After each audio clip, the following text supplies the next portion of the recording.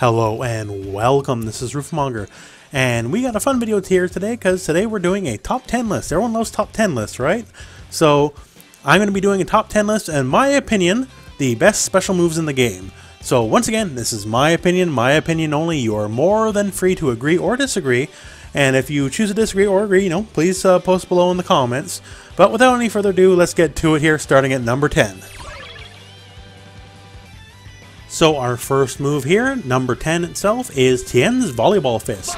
So it's just a pretty good move. So it's got really good range here. It does hit low, so you do have to block this crouching. And you get the follow-ups. So on top of just, following up here, when you see Tien flash right there at the top, if you get the timing perfectly, you will get more damage. So we call that a just frame move here. So you get bonus damage if you get great timing. That's nice to have here. The medium version takes a bit slower, does go a bit farther here, and the part where you can see he's like preparing his hands also has armor. So if we have Cell do Kamehameha, we can just go right through it. No problem, we can just armor right through it and once again get our combo. Also a very good Sparking Blast starter move here, you can see here. Very easy to start a combo from there. And it's just all around a pretty decent move here. It makes people always want to watch their toes. The armor is fantastic, and the EX even better, because the EX is a true command grab. Doesn't do too much damage, but the fact you're allowed to sneak it in when the enemy is blocking, as you can see here.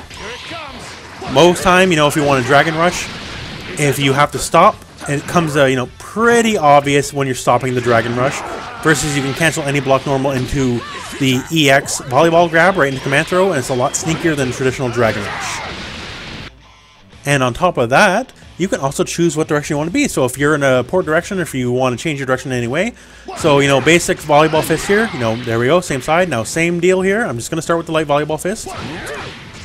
And there we saw it. We just changed our side. So the button you press to launch them is the button you will be on the side of. So if you launch them with light, you'll be on the same side. If you launch them with medium, you'll switch sides. Now, this is fully independent of which one you started with. So you can start with medium and be same side, or medium and switch sides. So it doesn't matter which one you start with. And it's just, a handy little thing that you get to choose what area of the screen you want to be on. So overall, very multi-purpose move, fantastic move overall. Next up, we have Cell here with the Hell Strike, and that's just simply down and medium in the air. And it's an easy neutral bypassing move, and by what I mean by neutral bypass is simply you don't have to earn your way in. You could be at the top of the screen, way over here, and you're just beside him. So Gohan has a similar-ish move, but he has to spend bar to get to that point, so that's why I rate this move higher. And it's just super easy to advantage confirm. You can just turn it into any given combo. It gets extra nasty with assists, as your assist can either hit in front of them or the other side, depending on when you hit the button when you're doing the Hell Strike.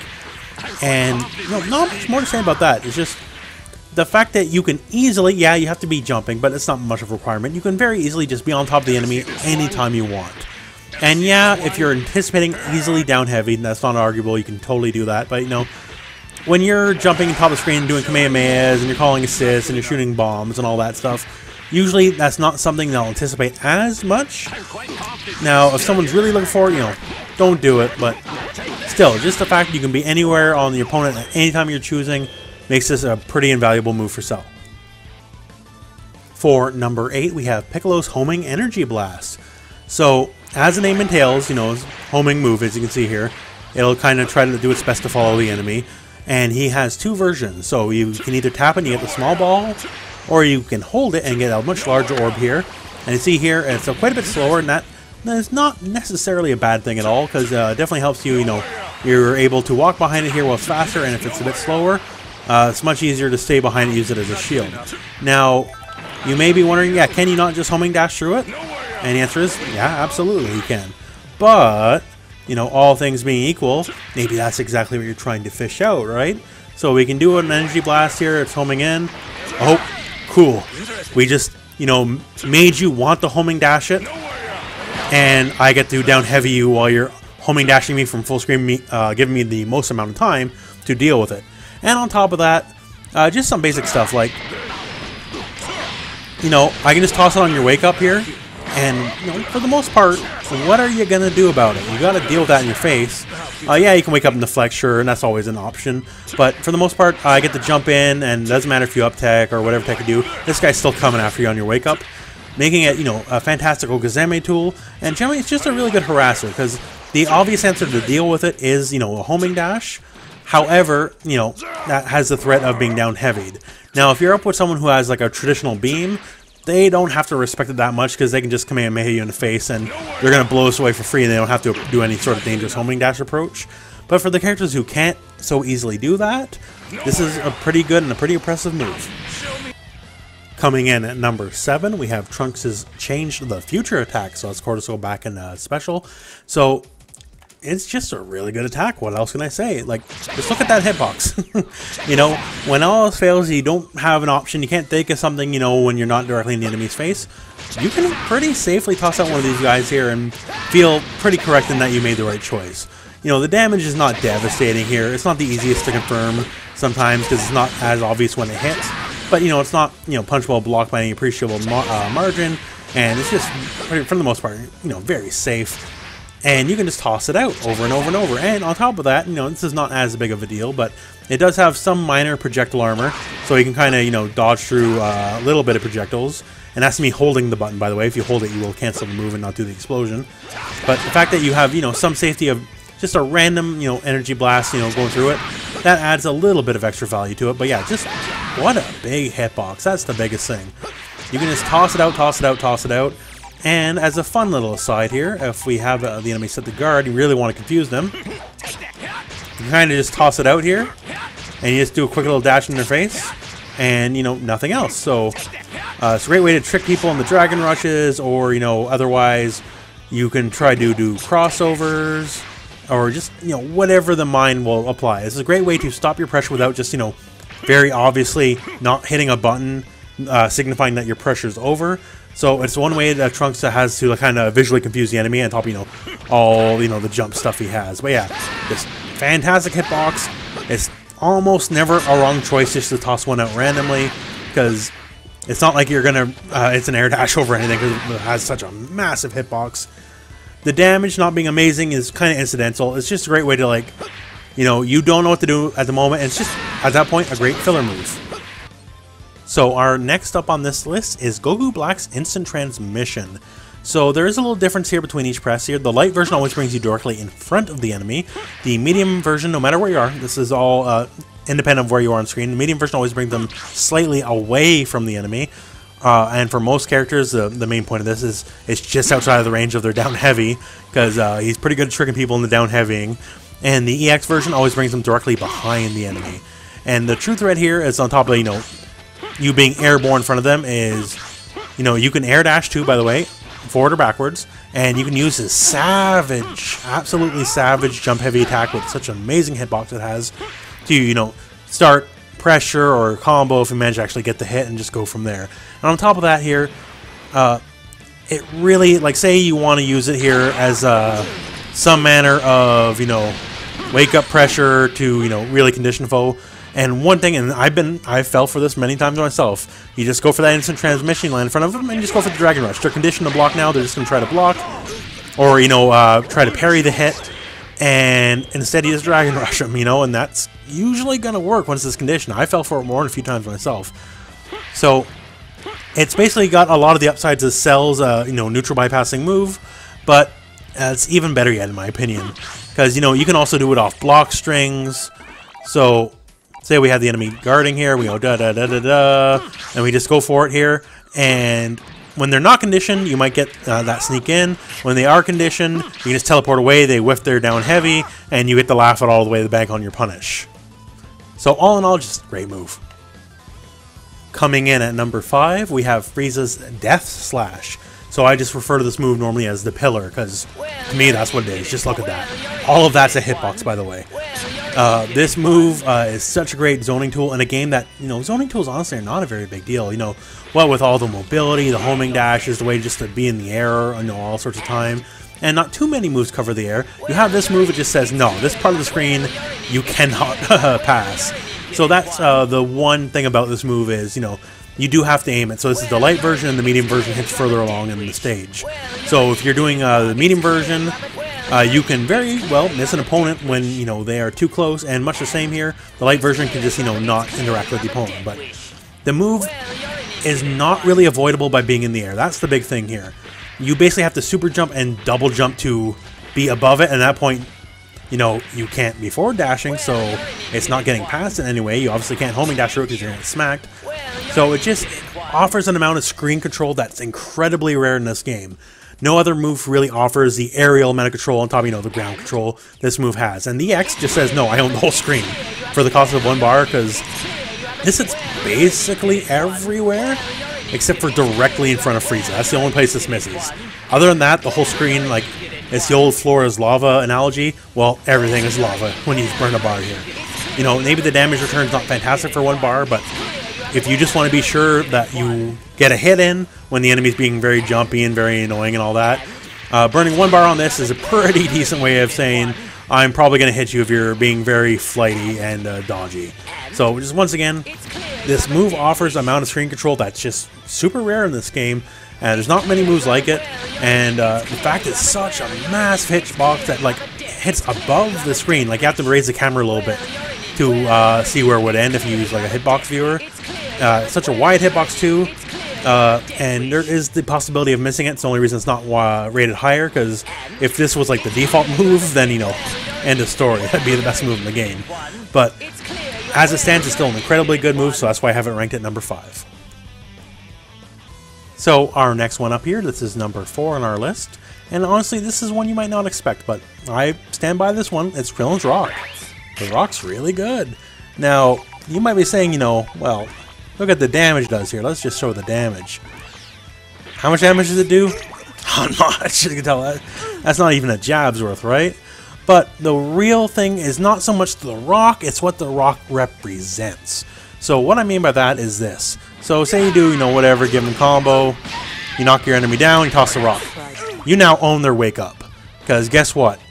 Even when the Rock is active here, they can hit you, the Rock doesn't go away. So if you rush at them and they try to anything to get you off, the Rock's going to bop them out of whatever they're doing, and then it's your turn again. So mid-screen it's not as dominant. Don't get me wrong, it's still very good.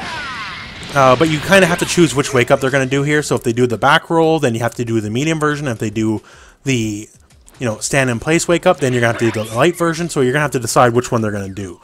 However, in the corner, doesn't matter. You can just toss that Rock, and whatever choice they make, they're still landing it on either way. So they basically have to submit to your pressure, as that Rock is just going to hold them in place.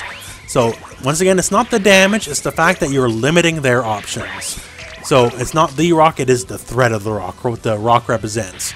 Then the Rock represents you, just continuing your pressure, because as long as that Rock's on screen, they can't do too much, because if they try anything, the Rock's going to bob them, and then you just combo them.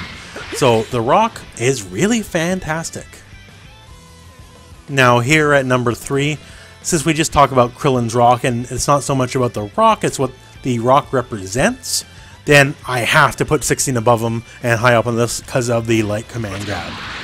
So it's, once again, not what the light command grab does necessarily by itself, it's what it represents. So, you know, on and of itself, you know, it's command grab, so you can't block it, you know, that's always pretty handy, right, you know. But it's the representation of, you have that, you know, wake up, you can't choose any sort of attack, you have to wake up at a set fixed time, and since you have to wake up at a set fixed time, you have the mix up. So you're probably familiar with this at some point right now, but so with the mix up here, you know, I can go for a cross up into a full combo, I can go for a blast into a full combo, I can, you know, rush in and dragon rush you as you're getting up, I can, you know, overhead you and call my assist and get a full combo. There's so many layers, and you got really kind of no way out other than to just guess, and that's what makes this really strong. So once again, just like Krillin's Rock, it's not the move itself that's what's scary, it's what the move represents, and this represents guessing wrong into losing a character, and that's a terrifying aspect, and you really don't ever want to be on the receiving end of it. Now, next up, number 2 is the beams, and I mean the beams. I don't just mean one beam here, and specifically I'm talking about the Kamehamehas and the Masenkos. So the numbers on each one of these is slightly different, but in the end the aspect's all the same, in that you control a massive portion of the lateral screen for near zero risk, and it's super easy to vanish cancel into a full combo. You know, that's why they're so good. Like, once again, very low risk, and they're just very fast, very wide. You know, it's very, you know, hard to not at least, you know, get hit by in any way. Like, sure, you can block it, but, and, you know, like Gohan here is technically Masenko, not a Kamehameha, but, you know, much the same deal here. Very wide beam, you know, decent amount of damage, very easy to vanish cancel. Him specifically, if you're level 1 potential and up, it gets a massive damage boost. That's really nice. Cell, same deal here, you know, big beam. He has the added bonus of being able to do it in the air, and some characters are able to do the beams in the air. But overall, just the beams have fantastic utility. They're eminently useful for anyone who has one, no matter, even if it's not one of the better ones like Tien.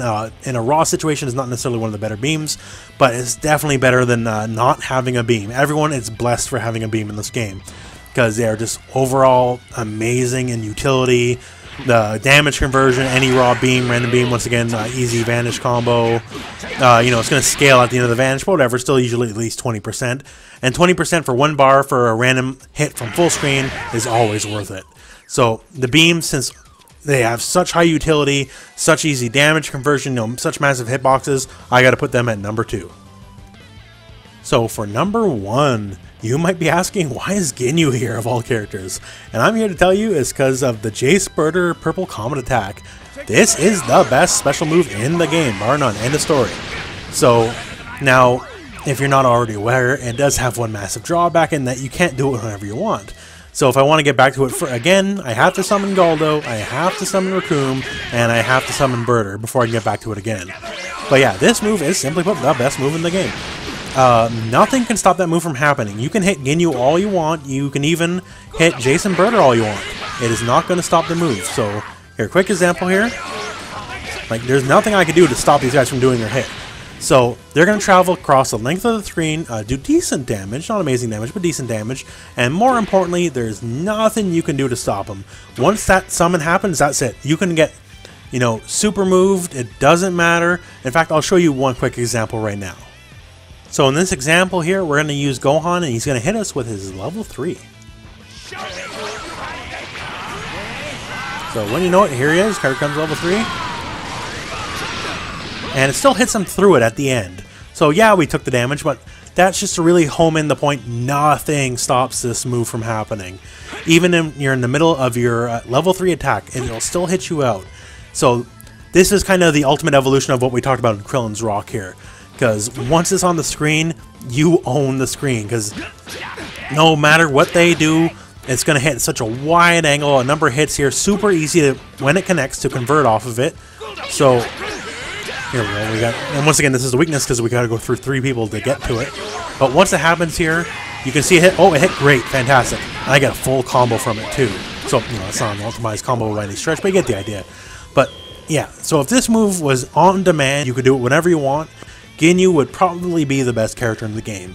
I don't think he's even necessarily a good character, unfortunately, but it doesn't change the fact that this is probably the best pound-for-pound move in the game. That's why I have to put it number 1.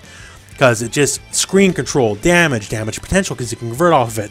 The fact that it basically keeps it your turn as long as they're on the screen, because the enemy hits you at all, great, sure, whatever, because you're going to get jailbroken out and have your combo breaker, because they're going to knock you out, and then you're going to combo them in return. So it just, every aspect of it is amazing. The only thing I can knock it for, well, besides, you know, the fact you have to go through your team to get to it, is the startup's not amazing, but still, once they see that threat of it, the enemy is just going to want to, you know, chill out, hang out, wait out the storm, because otherwise they could potentially get hit and, you know, get a lot of damage in. Well, that's it for this video. Thanks for watching. I appreciate it. If there is any interest, maybe I could even do a top 10 normals video in the future if you guys care about that. But anyways, that's just my opinion. Once again, please feel free to agree or absolutely disagree if you don't agree with my list. That's fine. I'm not the definitive word on anything. You know, it's just my opinion. But anyways, once again, thank you for watching. Hope this video found you well. Go out and play some Dragon Ball.